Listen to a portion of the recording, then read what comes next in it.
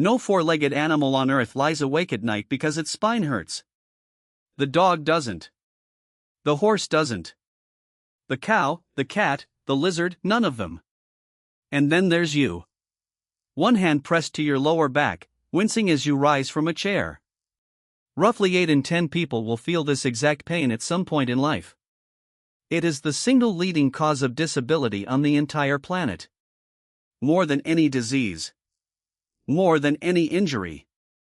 More than any war. Now stop and actually think about how strange that is.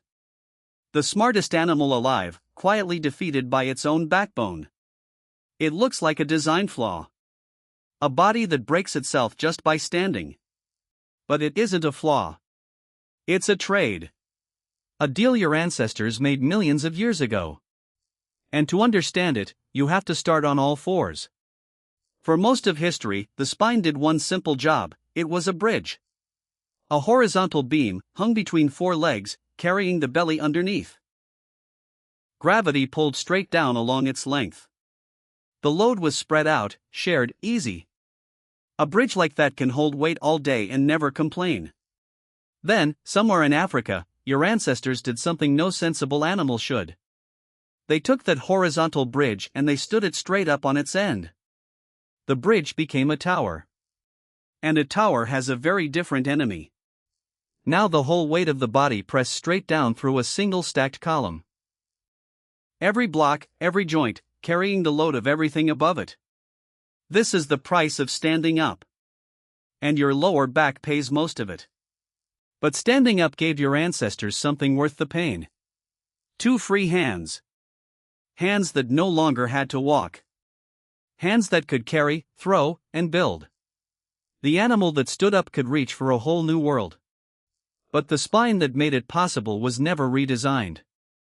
It was only bent. To balance your head over your hips, evolution jammed a curve into your lower back.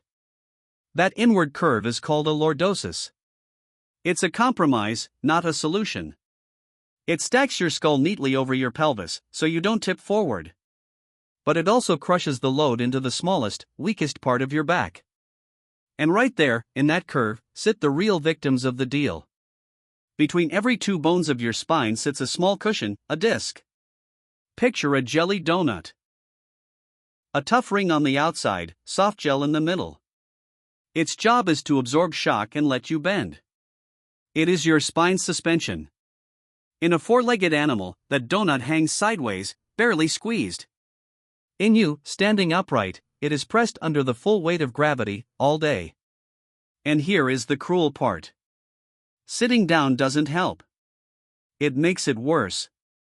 In the 1960s, a Swedish surgeon named Alf Nachemson proved it. He placed tiny pressure sensors directly inside living human discs. Standing put real load on the disc. But sitting slouched forward far more. The very posture you're probably in right now presses hardest of all. Do it long enough, and the soft gel inside the donut starts to bulge. Push it too far, and the ring tears. The gel leaks out. That leaking gel presses on the nerve running down into your leg. That electric, shooting pain down your leg has a name: a slip disc. A pain that exists almost entirely because you decided to stand. But that was only the surface of the deal. Because standing upright didn't only reshape your spine. It reshaped the doorway that every single human has to pass through to be born. To walk on 2 legs, the pelvis had to narrow. A wide one wastes energy and wobbles. So evolution squeezed the birth canal tighter and tighter.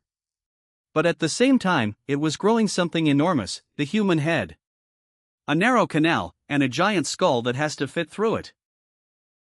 Scientists call this collision the obstetric dilemma. It is why human birth is among the most dangerous of any animal on Earth.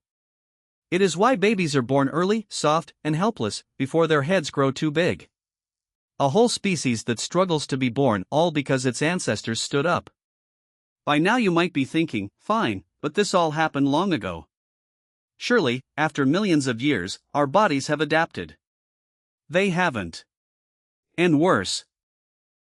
We built a world that attacks the weak spot on purpose. Because here is the villain your back never saw coming, the chair.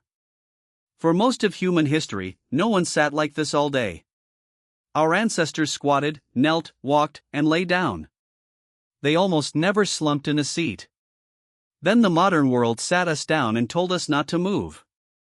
The average office worker now sits for around 10 hours every single day. 10 hours of that highest pressure posture Nachemson warned us about. Muscles that should hold your spine up switch off. They go to sleep.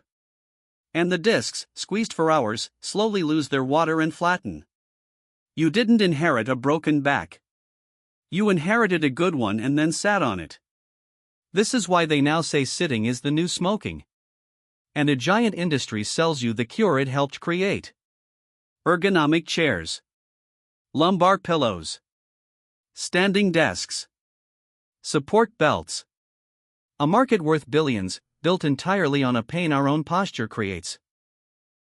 We break our backs sitting down, then pay to sit down more comfortably. But to see how deep this trade really goes, we have to go back. Way back. 3.2 million years, to a dry valley in Ethiopia. There, in 1974, scientists found her. A tiny ancient skeleton, barely over a meter tall. They named her Lucy. Her arms were still long, built for climbing. Her brain was small, ape-sized. But her hips and knees told an astonishing story. They were already built for walking upright. Lucy stood long before she could think. The backbone stood up first. The big brain came millions of years later. Which means we paid the price of standing long before we got the reward. And there is proof you can almost touch. In Tanzania, at a place called Laetoli, ancient ash preserved a set of footprints. 3.6 million years old. Two upright figures, walking side by side. Human-shaped prints. Full weight rolling heel to toe, exactly like yours. For 3.5 million years, we have been standing. And aching. The pain in your back is that old. It is written into the walk itself. But that was still not the deepest layer. Because you have to ask, if standing hurts so much, why did it ever win? What did two legs give our ancestors that four legs never could? Stand up, and your eyes rise above the tall grass. You see danger first. Stand up, and you carry your food, your child, your tools across the land. Stand up, and you free the very hands that would one day build everything. Every tool. Every weapon. Every letter ever written. None of it happens if your ancestors stay down on four legs.